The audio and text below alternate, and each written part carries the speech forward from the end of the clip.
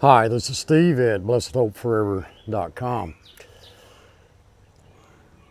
Israel let its guard down October 7, 2023, but God brings about good from the failures of his people, and that applies to you today. Following the historic attack by Hamas on October 7, 2023, Israel launched a comprehensive and ongoing military response in the Gaza Strip, aimed at dismantling Hamas's capabilities, securing the release of hostages, and ensuring its own security. On October the 12th, Israel ordered the evacuation of northern Gaza residents, anticipating heightened military operations. On October 27, Israel launched a large-scale ground assault into the Gaza Strip, marking the official beginning of its ground invasion. Prime Minister Netanyahu announced a new phase in the war with expanded attacks from ground, air, and sea. And this operation continues with the stated goal of eliminating Hamas's remaining forces and infrastructure.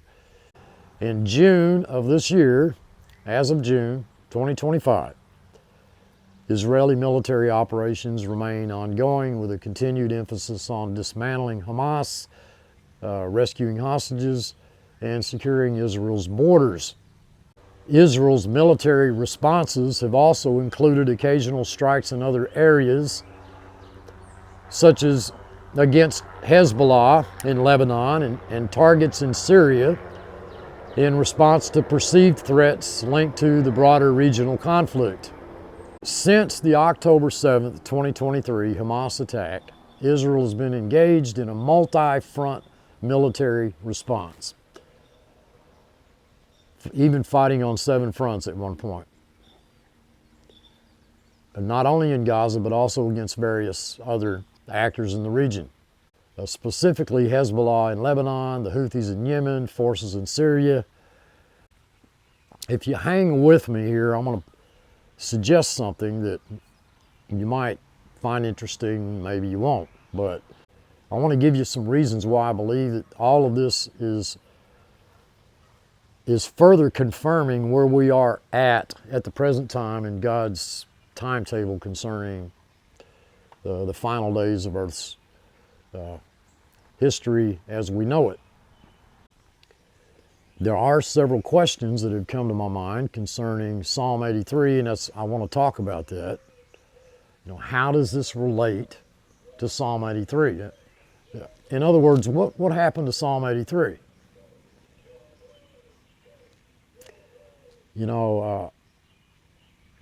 I am of the persuasion, you don't have to agree, that Israel's territory, buffer zones, you might call it. It's not that they've annexed any territory, but they've created buffer zones during this conflict, where their territory, it's not been expanded, but it's been dealt with. The conflict's been dealt with in ways that will help ensure the survival of Israel. And peace and safety comes into this. When they cry peace and safety, destruction comes upon them suddenly as a woman in travail. And this brings us, in my opinion, as a pre-trib believer, it brings me, in my thinking, up to the point of a near return of the Lord for his church. What happened to Psalm 83?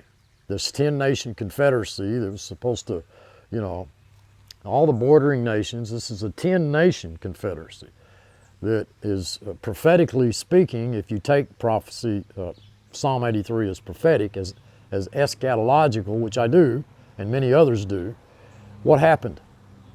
Why haven't we seen all 10 nations?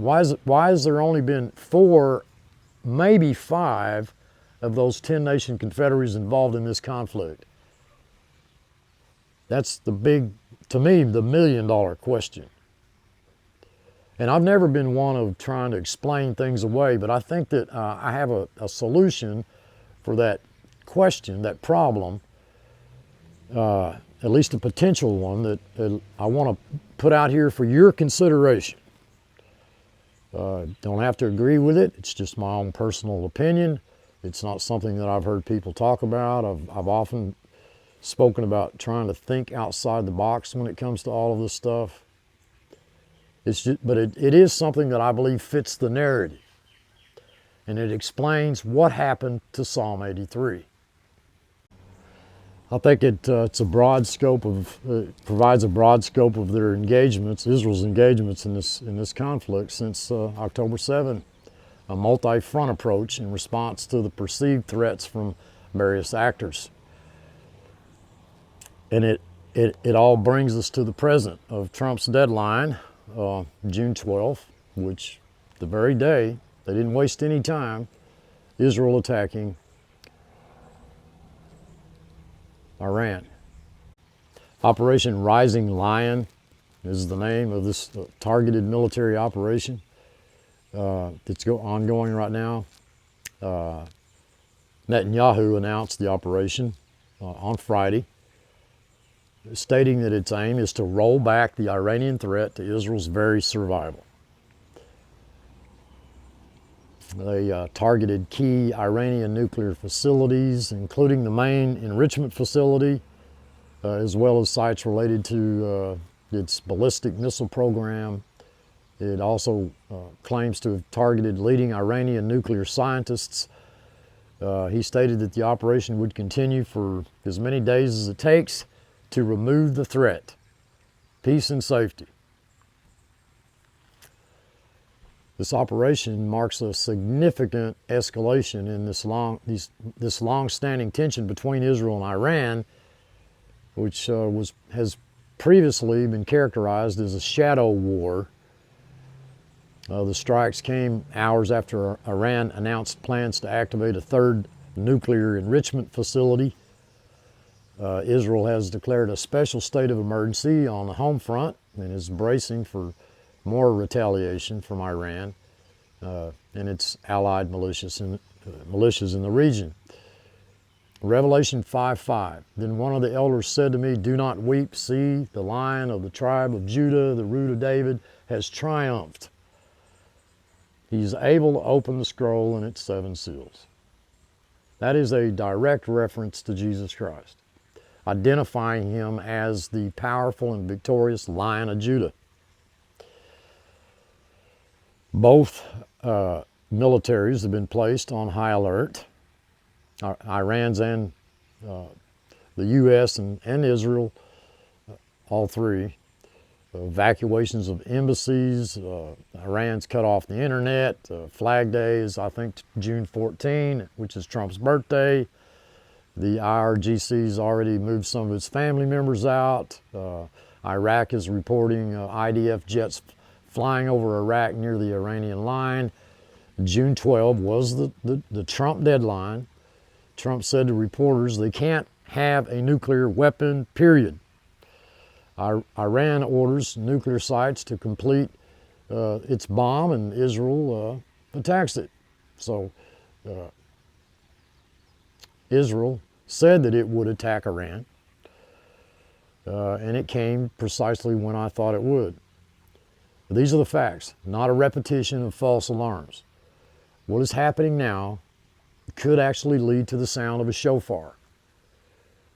It's amazing the number of Christians I've talked to the past few days in my network who are sleepwalking at a time in which the world is on edge. I predicted Israel would take a front seat to this rather than the U.S., and I cited various reasons for that. Operation Rising Lion is underway to remove the threat against Israel's survival. Imagine 10,000 tons of TNT landing on a country the size of New Jersey. Last night, Iranian MiG-29 jets took off from western Tehran. Israeli leaders safely were transferred to a safe facility. The Iranian chief of staff of the army was eliminated. And folks, all of this in the 77th year of Israel. 77. Iran's main nuclear facility was destroyed. Iran declared a national state of emergency. The leader, top leader of the IRGC was eliminated. Hezbollah, Lebanon, surrenders to Israel, saying that they won't join this conflict. The Qatar Air Force launched its fighter jets to intercept the Iranian regime's strikes. And you can thank Trump for that, his relationship with Qatar. Peace and safety is coming. Saudi Arabia and Jordan are now helping Israel. Peace and safety is coming. Silly Iran. I mean, don't you know that you can't defeat the God of Israel? I mean, just ask the Egyptians.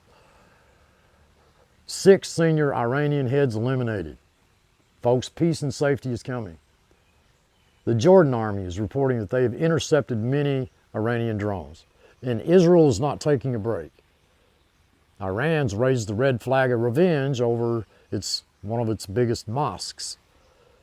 Prophecy, folks, confirms peace and safety will be achieved. The day that they say peace and safety, that will lead to the transporting of the church to a new level.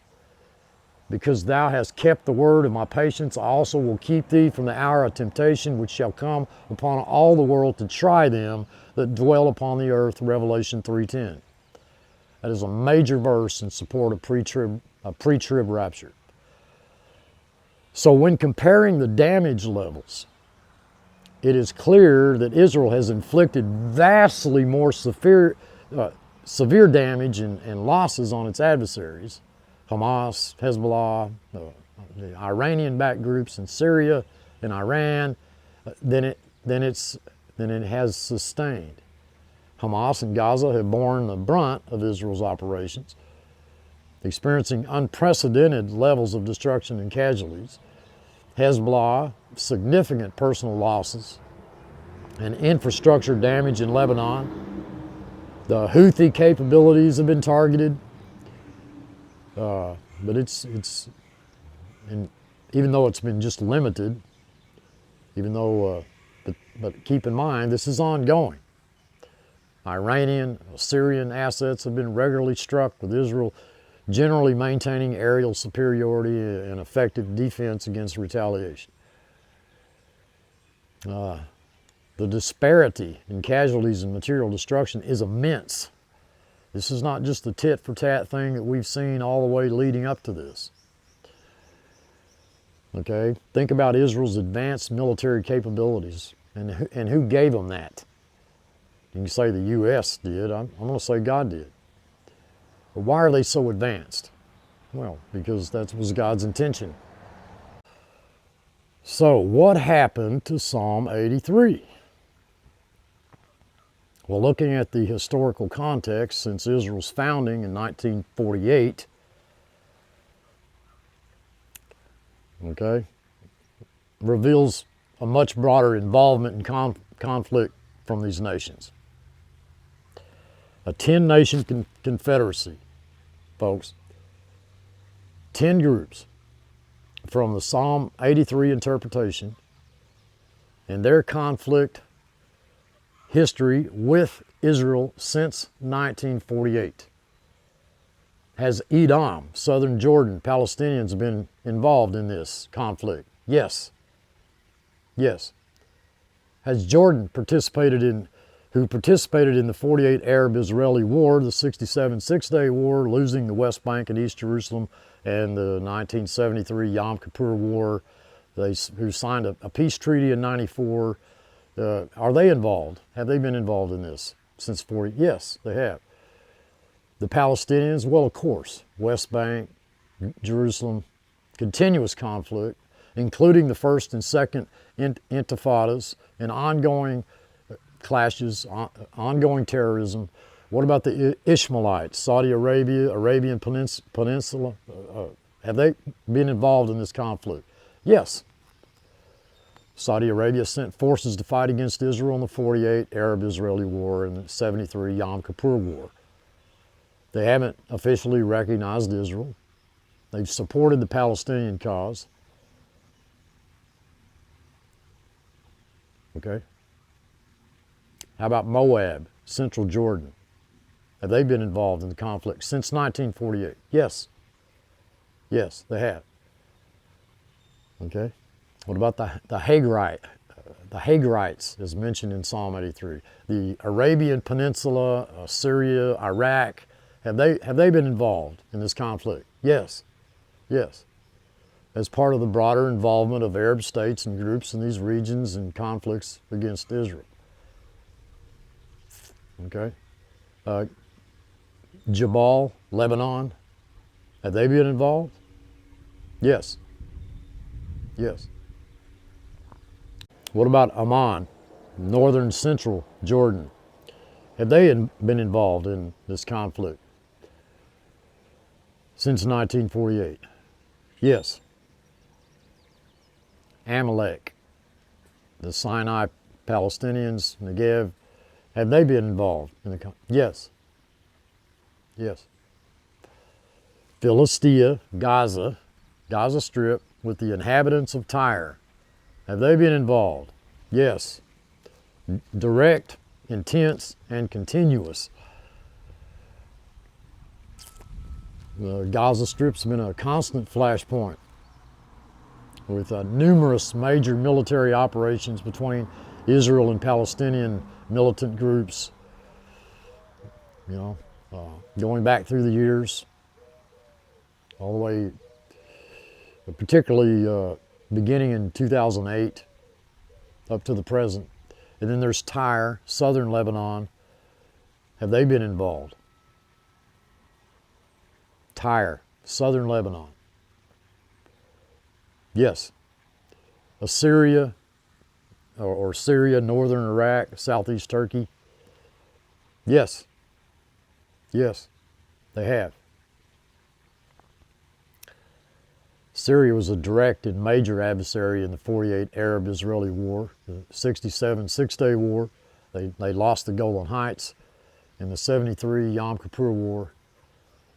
And since the civil war began there in Syria in 2011, Israel's conducted hundreds of airstrikes in Syria against Iranian and Hezbollah targets. Don't forget about the fall of the Assad regime, all planned by God. And Iraq participated in the 48 Arab-Israeli War, 67 Six-Day War, and 73 Yom Kippur War. They never signed a ceasefire agreement with Israel after 1949. Technically, they remain in a state of war today, okay? Technically speaking. Iraq also launched missiles at Israel during the 91 Gulf War. And then you've got Assur, that's often linked to Syria, northern Iraq. Have they been involved in the conflict since 48? Yes. Yes. So, all of this to say that basically, in conclusion, all this to say that all 10 of the modern locations or peoples identified from the Psalm 83 Confederacy have been involved in conflict with Israel at some point since 1948. Okay, this history of conflict is a key reason why many interpret Psalm 83 as a prophecy of a future war, arguing that while these groups have individually or in smaller coalitions fought Israel, a full unified confederacy with the specific stated aim of annihilating Israel as a nation, and with the specific outcome described in the Psalm, where that they may know that you, God, are the Most High, has not occurred yet historically in the way that some prophecy scholars envision it, but it's about to. That's what I'm suggesting. So in summary, the 10-nation confederacy often identified in Psalm 83, it points to Jordan, Edom, Moab, Ammon, Lebanon, Syria, Gaza, Palestinians, Philistia, Saudi Arabia, the Ishmaelites, Hagarites, Iraq, Assyria, southeastern Turkey. Almost sounds like we're reading the news headlines today.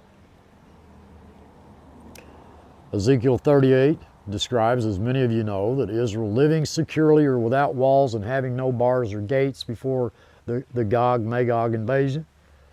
Some scholars believe that the Psalm 83 war, if it precedes Ezekiel 38, could be the event that subdues Israel's immediate neighbors, allowing for this period of secure living.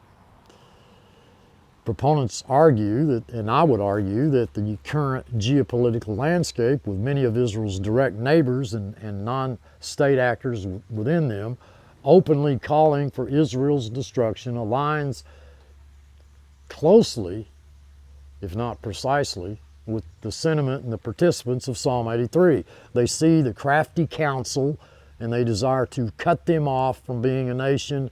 That's precisely what we're observing today. Just think of the timing, the prophetic timing.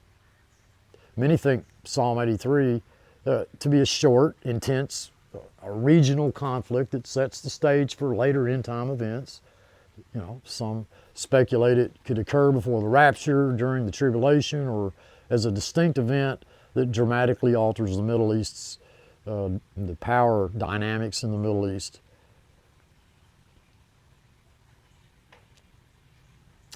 Think about Israel's decisive victories here. And that this psalm is a prayer for God to deal with these enemies as he did in past biblical battles, like against Midian and Sisera and Jabin. Interpreters often see this implying a swift and overwhelming victory for Israel, potentially even without significant external help, leading to the destruction of these specific adversaries. The threat being eliminated where that Israel feels that it's safe in the land. Think about the increased knowledge of God. Psalm 83:18 states that they may know that you, whose name alone is the Lord, are the Most High over all the earth.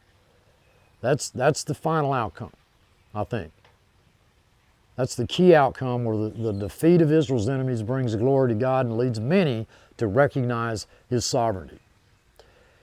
Dearly beloved, I believe that Psalm 83 happened slowly without much notice. Psalm 83 doesn't give any indication that it would be fulfilled in a day or any measure of time. It likely began to be fulfilled in 1948. So I am leaning toward a very interesting, I think, and distinct interpretation of Psalm 83 by suggesting to you folks that this has been a slow burn fulfillment rather than a single explosive sudden event. And this perspective views the Psalm's prophecy as unfolding gradually over a longer period, potentially beginning with the reestablishment of Israel's new birth in 1948. And why do I think that? Because it aligns with the history of the conflict since 1948. We're talking about a continuous warfare since 1948. If Psalm 83 describes a confederacy of nations seeking to cut off Israel from being a nation, the period since 1948 has, for a fact, been marked by continuous attempts by many of these listed peoples, nations, countries, or their modern equivalents to do just that.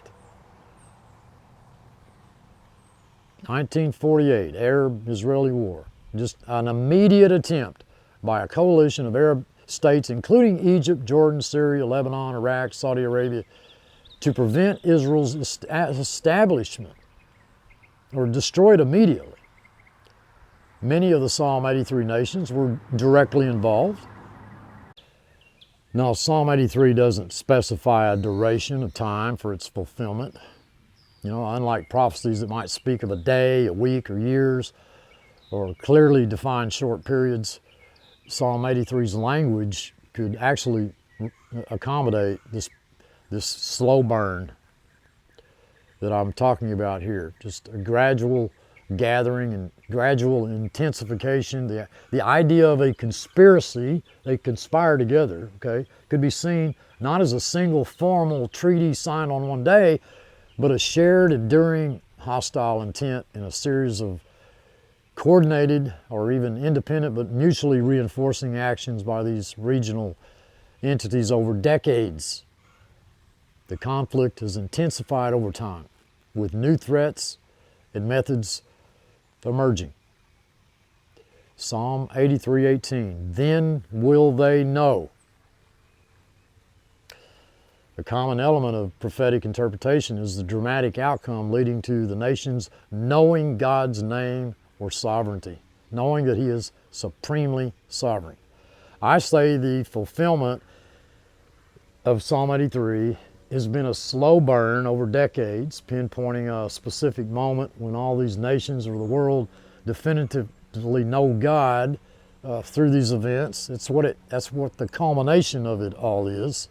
That it's not about a sudden decisive victory scenario, and that we've seen a continuous divine preservation of Israel despite overwhelming odds over a period of 77 years. 77 years.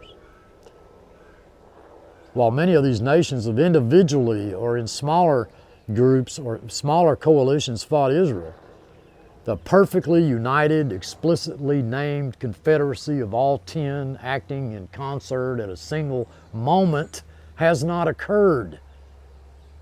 So, I'm going to take the slow burn interpretation, which suggests that this confederacy is more about a shared hostile intent and actions across time rather than a single overt alliance. And I believe that this interpretation aligns very well with the continuous state of conflict and the existential threats that Israel has faced from its neighbors since it became a nation in 1948.